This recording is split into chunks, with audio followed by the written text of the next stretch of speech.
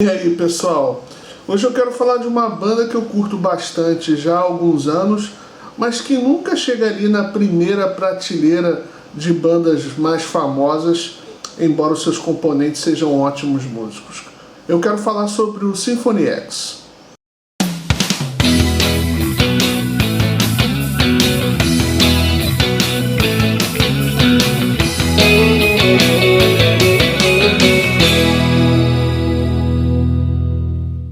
Ali por volta de 2005, 2006, eu estava sempre em contato com alguns amigos que estavam me apresentando bandas novas propostas de som, bandas que eu não conhecia, conjuntos que eu não tinha nenhum tipo de afinidade, justamente por não conhecer a banda, por não conhecer o som. Nesse período a gente se encontrava meio que semanalmente na casa de um desses amigos e a gente sempre trocava ideia. Obviamente que a gente escutava as bandas tradicionais que a gente aprendeu a curtir quando a gente começou a gostar de rock, mas também a gente ia apresentando um para o outro bandas que podiam assim mudar um pouco a nossa playlist, mesmo que essa expressão não fosse muito usual na época. Nem eu, nem o Vladimir, nem o Wagner, nem o Alessandro, a gente nunca usou essa expressão, playlist. Enfim, isso não tem nada a ver. Uma das bandas às quais eu fui apresentada foi o Symphony X. Naquela época eu não estava curtindo ainda o Dream Theater como hoje eu sou um fã assim, muito grande da banda, embora a fase atual da banda americana não me agrade. Todo mundo sabe disso de um vídeo que eu fiz falando sobre a inserção do Mike Mangini.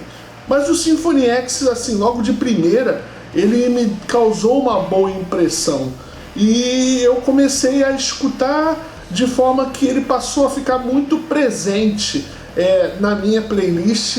Os discos que o Symphony X havia lançado até aquele momento começaram a me cativar. Eu comecei a me interessar pela banda e escutar cada vez mais. Essa semana eu resolvi fazer uma doideira. Eu não tinha todos os CDs do Symphony X, para dizer a verdade eu não tenho um CD físico do Symphony X, e eu fui atrás da discografia da banda. Na verdade eu conheço a banda de 2007 para cá, que são 10 anos, mas que na verdade são poucos discos. Aí eu fui atrás do restante da discografia para ver se alguma coisa me interessava e para tentar entender um pouco a banda. A banda existe desde 1994 e é impressionante que ela tenha começado ali com uma pegada power. E você que já conhece o vlog do Diário do Perro, eu não sou muito chegado no som do power.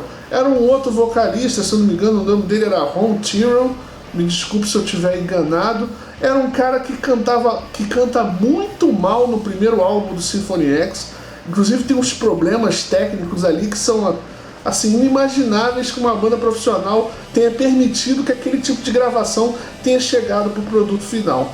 Mas enfim, logo depois, no segundo disco oficial da banda, o nosso querido Russell Allen assume os vocais da banda e ele, para mim, eu já disse isso em algumas ocasiões e também aqui no vlog do Diário do Perro, ele tá no meu top 5 fácil de melhores vocalistas de rock que existem.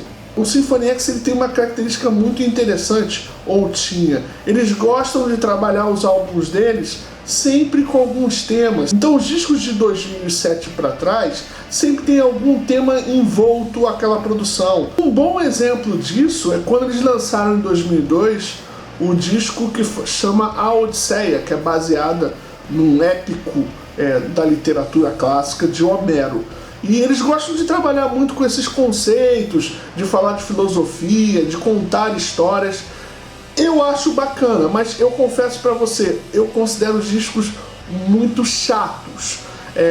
Pô, cara, você gosta da banda, mas você não curte algum dos CDs da banda? Eu me permito ser absolutamente crítico, especialmente quando a banda tem muitos álbuns. Quando a banda tem muitos discos, ela acaba passando por um período de maturação até chegar a discos que você fala assim, caramba, esse álbum tem faixas que são perfeitas, ou uma ou duas músicas que você pode não gostar. Então, na fase que o Symphony X se dedica a ser mais conceitual, eu não curto muito. A gente já tem ali o DNA do Michael Romeo, que é um guitarrista fantástico, embora eu ache que ele seja um pouco limitado. Olha só, eu nem sou guitarrista, tô falando dessas coisas. mas embora eu acho que ele seja um pouco limitado ou conservador, se você quiser assim entender, na escolha dos timbres. Se você pegar os discos do Symphony X para escutar, vai ver que os timbres do Michael Romeo são sempre aqueles timbres muito sujos, muito rasgados e muito carregados com um som tecnológico, sabe? Meio robótico. Ele é um ótimo músico, ele é um cara fantástico, ele é um cara de riffs muito bonitos. Quando ele compõe baladas, as baladas dele são excelentes, mas quando chega ali no timbre eu tenho assim o meu pezinho atrás. Então o Symphony X é uma banda muito bacana, tem o Pinella nos teclados, tem o Michael Romeo na guitarra, tem o Russell Allen no vocal, mas a gente sempre se pergunta, por que os caras não conseguem sair ali da segunda prateleira das bandas de prog metal? Na minha opinião, uma delas é justamente isso que eu acabei de falar. Não fazer discos simples, baseados em canções simples, composições que possam chegar de maneira mais comercial aos ouvidos de quem curte o Symphony X. Eu não estou dizendo que os caras precisam maneirar nas composições. Eu acho que você que assiste aqui o vlog do Diário do Perru entendeu. Canções mais simples, de 3 minutos, de 4 minutos, músicas que possam ter um apelo maior. Quando a banda grava discos que tem todo esse tom conceitual, ela acaba ficando muito metida a besta e é muito difícil para um cara de rádio colocar esse tipo de canção para explodir. Mesmo o Dream Theater, que é tido como oponente dentro do prog metal do Symphony X, ele foi meio que obrigado a compor canções que coubessem ali no estilo radiofônico, meio FM, e que todo mundo escuta e que nem leva pro lado prog da banda. Porque se fosse depender dos integrantes, da categoria, da capacidade técnica dos caras, eles são excelentes. E a discografia, com o passar do tempo, você vai vendo que os caras evoluíram muito na produção dos discos. Eu, por exemplo, gosto muito de um álbum chamado Iconoclast. Esse álbum é de 2011, ele também é conceitual, ele fala sobre tecnologia e sobre aquela velha história que é contada nos filmes, nas séries, nas peças de teatro, que um dia os robôs vão dominar a Terra, né? Isso aí parece que é quase uma profecia que está para se cumprir. O Iconoclast fala um pouco sobre isso. Esse disco tem uma produção fantástica, ele tem um som muito legal e tem canções bem bacanas, mas mesmo assim, se você chegar para uma pessoa que curte metal, pode ser que ela não conheça o Symphony X. Tudo bem, Daniel, você já falou da banda, falou um pouco sobre os componentes da banda, disse o que você curte, o que você não curte. Qual seria o CD de entrada? É assim que um amigo meu, o Rolf, grande abraço, Rolf, ele gosta de ser apresentado à banda. Qual seria o CD que você indicaria para que eu pudesse entrar, imergir no universo do Symphony X? Eu indicaria o Paradise Lost de 2007. Os discos de 2007 para trás são muito power.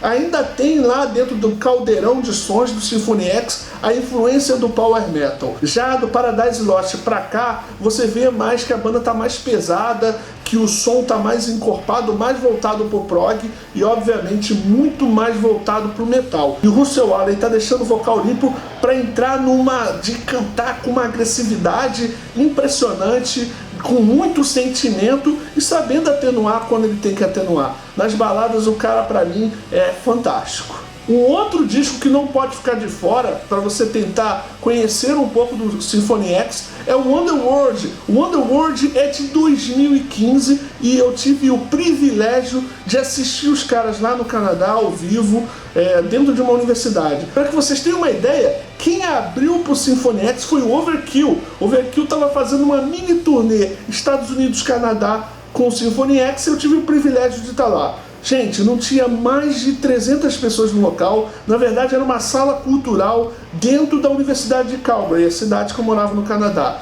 E foi um show muito legal. Foi o show dessa turnê. E eu espero que a partir de hoje você possa escutar, se você não conhecia o Symphony X, o Underworld, o Paradise Lost e qualquer outro disco, e eles também possam te trazer ótimas lembranças. Se o Dream Theater não consegue dar mais tantas alegrias para a maioria dos seus fãs, eu espero ter prestado um serviço de utilidade pública apresentando o Symphony X para vocês. Tem por aí, em todos os lugares da internet, a discografia da banda, mas eu volto a dizer, sugiro que você pegue os álbuns para escutar primeiro, de 2007 para cá, que a fase mais pesada é a fase mais metal. Muito obrigado por você ter chegado até aqui o vlog do Diário do Pierrot. Se você gostou muito desse vídeo, eu quero que você curta ele. Se você gostou mais ainda, que você compartilhe o conteúdo. E se você não é inscrito aqui no canal, pô, se inscreva. A gente vai estar sempre falando de metal, vai estar sempre falando de rock aqui no vlog do Diário do Pierrot. Eu agradeço você e não posso, não, nunca, em momento algum, nem no Power, nem no Prog, nem no Metal, deixar de mandar um beijo pro meu pai, pra minha mãe e também pra você. Um grande abraço. Tchau.